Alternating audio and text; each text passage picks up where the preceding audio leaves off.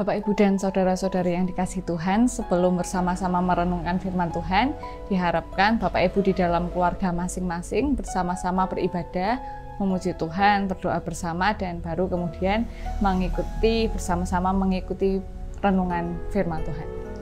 Sebelum kita bersama-sama merenungkan firman Tuhan, mari kita berdoa. Terima kasih Tuhan untuk setiap penyertaan Tuhan di dalam kehidupan kami. Terima kasih karena Tuhan senantiasa menolong kami, Tuhan senantiasa menuntun kami, Tuhan menyertai kami dalam setiap musim kehidupan kami. Dan pada hari ini bersama-sama dengan keluarga kami masing-masing, kami akan bersekutu, kami juga akan mendengarkan firman Tuhan. Kiranya Tuhan menolong kami supaya kami dapat merenungkan cinta kasih Tuhan, juga kami dapat mengasihi Tuhan dan sesama kami. Terima kasih ya Tuhan, di dalam nama Tuhan Yesus kami berdoa. Amin. Bacaan kita pada hari ini berdasarkan Markus pasal 15. Di warta gereja ditulis Matius, tapi yang benar Markus ya Bapak Ibu. Markus pasal 15 ayat yang ke-34 yang berbunyi demikian. Dan pada jam 3 berserulah Yesus dengan suara nyaring, Eloi, Eloi, lama sabachthani, yang berarti, Allahku, Allahku, mengapa engkau meninggalkan aku? Bapak, Ibu, dan saudara-saudari yang dikasihi Tuhan, bagaimana perasaan Bapak, Ibu, bagaimana perasaan adik-adik, anak-anak ketika mendengar seruan Tuhan Yesus? Dikatakan dengan suara nyaring, Tuhan Yesus berteriak, Eloi, Eloi, lama sabachthani. Dengan segenap kekuatan yang tersisa di raganya, karena waktu itu sudah disalibkan, Tuhan Yesus berseru dengan suara nyaring, Allahku, Allahku, mengapa engkau meninggalkan aku?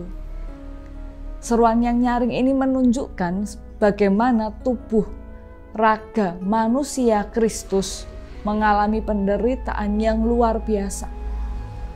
Yang dalam bahasanya disalibkan adalah ditolak langit juga ditolak bumi, tergantung di antara langit dan bumi.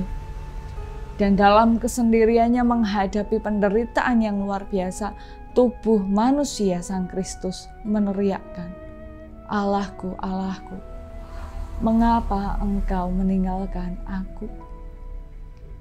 Di tengah sesaknya, di tengah perihnya, di tengah segala yang sudah melebihi batas tubuh itu, manusianya berteriak. Bagaimana perasaan Bapak, Ibu, saudara-saudari ketika mendengar pernyataan seruan teriakan Tuhan Yesus? Bapak, Ibu yang pernah tinggal di dalam penderitaan, yang pernah merasakan penderitaan yang begitu hebat, mungkin bisa merasakan betapa mengerikannya penderitaan yang dialami oleh Tuhan Yesus, sehingga dengan segenap tenaga yang masih tersisa, dengan suara nyaring ia berkata, Allahku, Allahku, mengapa engkau meninggalkan aku? Pada saat itu tubuh manusia Tuhan Yesus sungguh sudah mencapai titik batas kesanggupannya, karena kan tubuh manusia memang terbatas.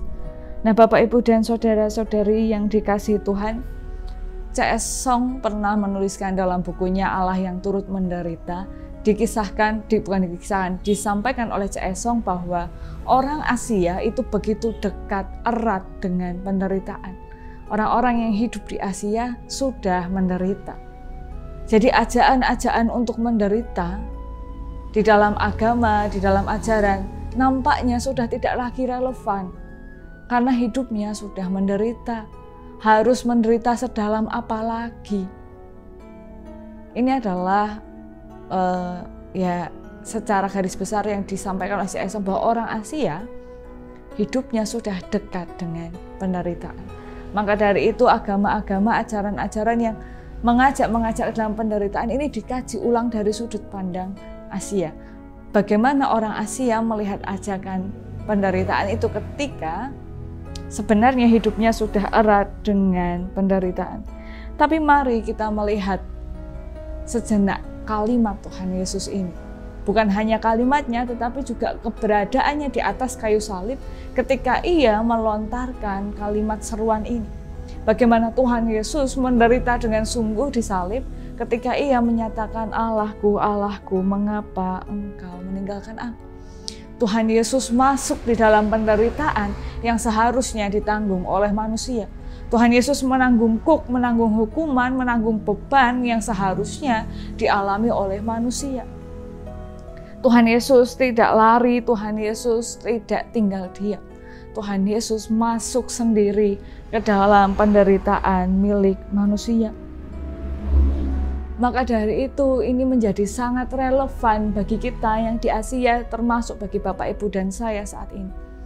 Bahwa di dalam penderitaan yang sedang kita alami, dalam penderitaan yang sedang kita jalani, yang sedang kita gumulkan, bahkan di tengah pandemi COVID-19 yang nampaknya juga begitu mencekam, kita tidak perlu berteriak atau bertanya, Allahku, Allahku, mengapa engkau meninggalkan aku? Kita tidak perlu lagi bertanya, di mana Tuhan ketika kami menderita? Kita tidak perlu lagi berseru, apakah Tuhan tidak melihat ketika kami menderita? Karena sudah jelas di mana Tuhan berada saat ini. Tuhan masuk ke dalam penderitaan yang juga ditanggung oleh manusia. Tuhan Yesus di dalam teriakannya menggambarkan bagaimana ia turut menderita.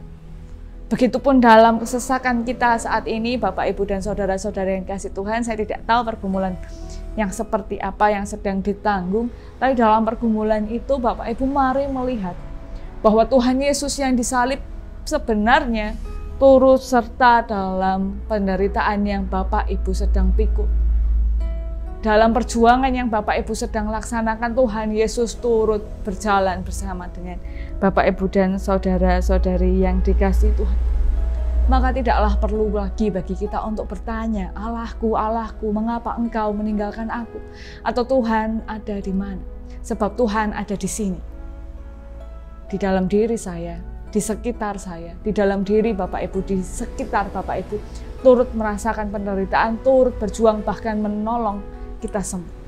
Sebab ketika kita menderita, sesungguhnya adalah kita menderita bagi diri kita sendiri dan orang-orang yang kita kasihi.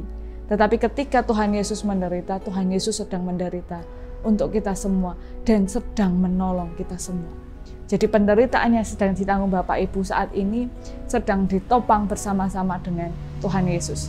Jadi ketika hari ini kita berjalan, kita tidak sedang berjalan sendirian, tetapi kita berjalan dengan Tuhan Yesus.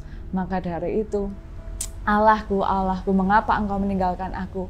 Sudah diganti dengan Allah beserta kita. Amin. Bapak, Ibu, dan saudara-saudara yang kasih Tuhan, saya tidak akan menutupnya dengan doa. Saya akan memberikan waktu bagi Bapak, Ibu untuk berdoa bersama dengan keluarga masing-masing. Sampai jumpa di pertemuan berikutnya. Selamat menapaki minggu sengsara, menghayati bagaimana perjalanan Tuhan Yesus. Tuhan Yesus memberkati kita semua. Sampai jumpa.